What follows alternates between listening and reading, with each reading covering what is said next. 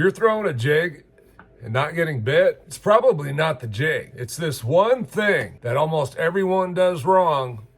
Jigs are known for big bass, but they also produce a lot of zero bite days. You've tied on the right jig, you still can't get bit. We're going to help you solve that today. If you're new to the channel, hit that subscribe button down below. We really appreciate you clicking on the video, spending some time with us. My name's Sean. I am the average angler. Okay, so as far as choosing a jig this time of year, one thing I kind of stay with is something compact, right?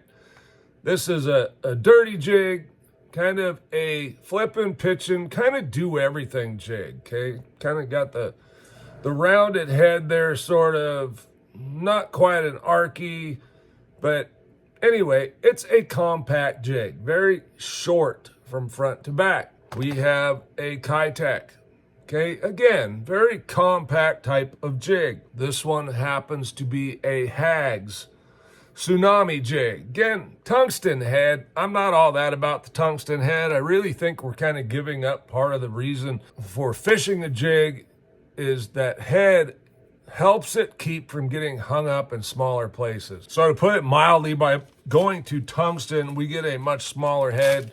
To me, we're kind of defeating the purpose of being able to fish a football head or any other type of head for that matter through rocks and other types of cover. The bigger head just kind of helps keep us from falling into small places, okay? This is another one. Compact jig, as you see, front to back, fairly short. Okay, this weed guard needs to be trimmed, but no big deal. Okay, this is what we're looking for, a compact jig. This one happens to be a California Reservoir Lures. When I fish a jig, I really like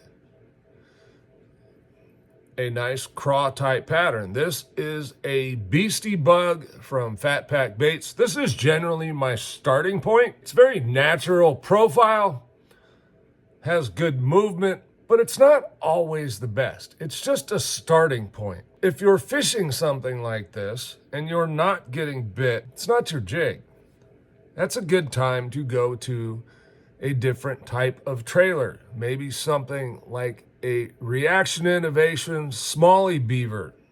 If you're fishing a small jig, you'll see even on this kayak, it's still a little on the big side. So we're going to trim that down a little bit. But what we're really getting here is we're going to have a profile, a craw type profile, but this is going to fall more into my do nothing type of trailer. Doesn't have a lot of action. Once it hits bottom, it's going to kind of lay down. We got the profile. It's not moving a lot. Oftentimes, this can be the difference.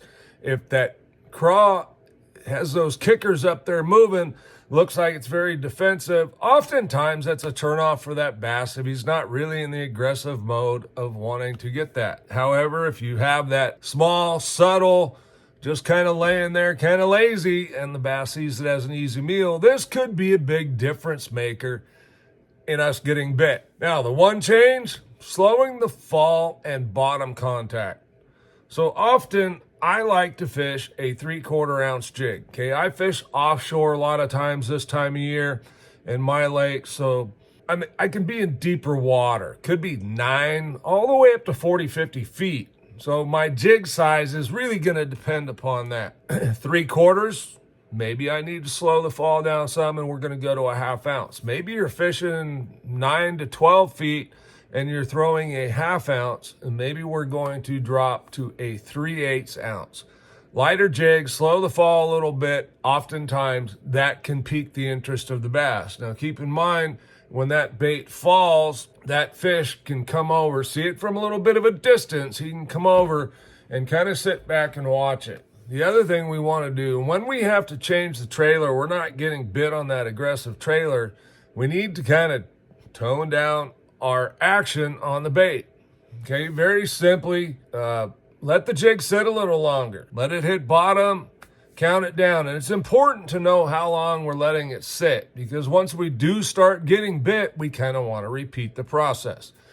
So let it sit, and instead of hopping it immediately, let's just slide it. Just turn like you're dragging. I will drag until the point where I hit a rock. When you feel it bump up against a rock, I'm gonna let it sit a little bit, might shake it just real subtle, and then a nice slow hop and let it fall back down.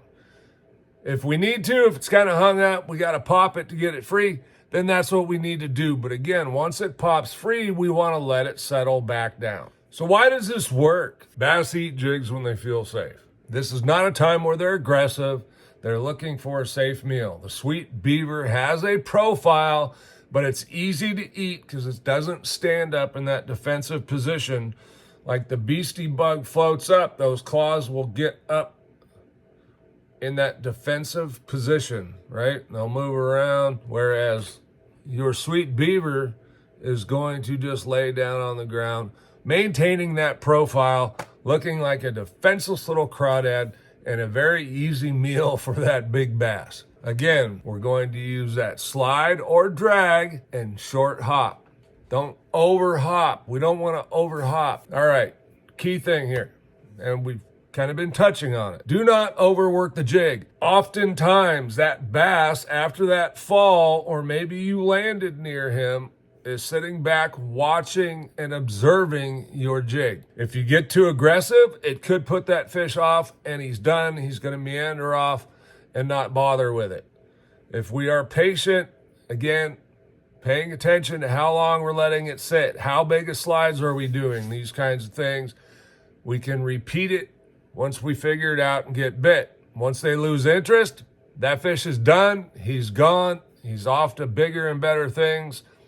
Or maybe he's not going to eat. Just last week, I was out fishing a 1/2 ounce football head, and I was throwing this beastie bug on it, and I caught a fish, and then I got a couple bites, but they were little peck type bites.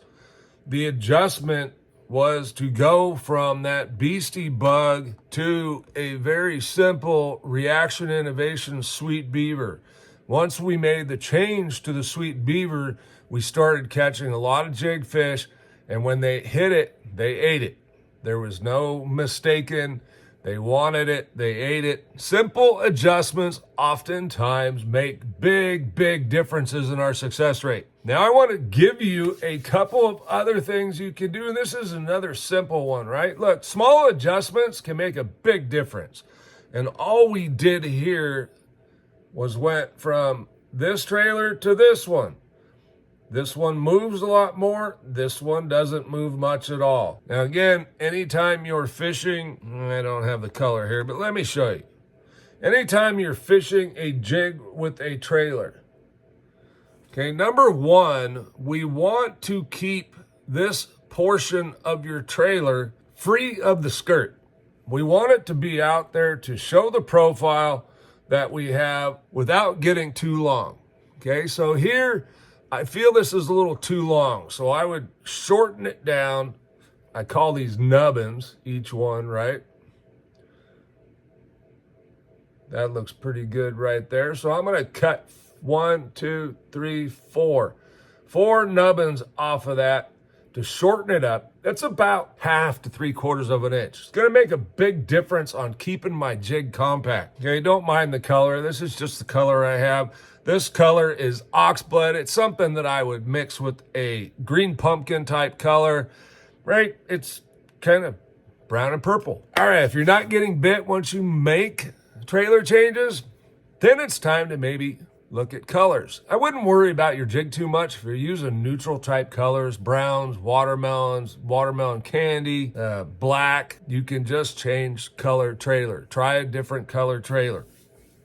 Okay, another change you can make, and this one can be a real big one, line size. Okay, typically this time of year I'm fishing, I like to fish 15.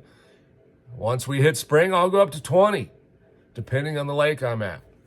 But a big difference maker can be dropping down to 12. If you're fishing open water, you're out off the bank, there's not a lot of cover out there, 12-pound line can make a big difference to a fish that's a little bit line shy. I know they really can't see it, but it does affect the action and the fall of the bait. Okay, so something to keep in mind. Another simple adjustment that can go a long ways in your jig fishing.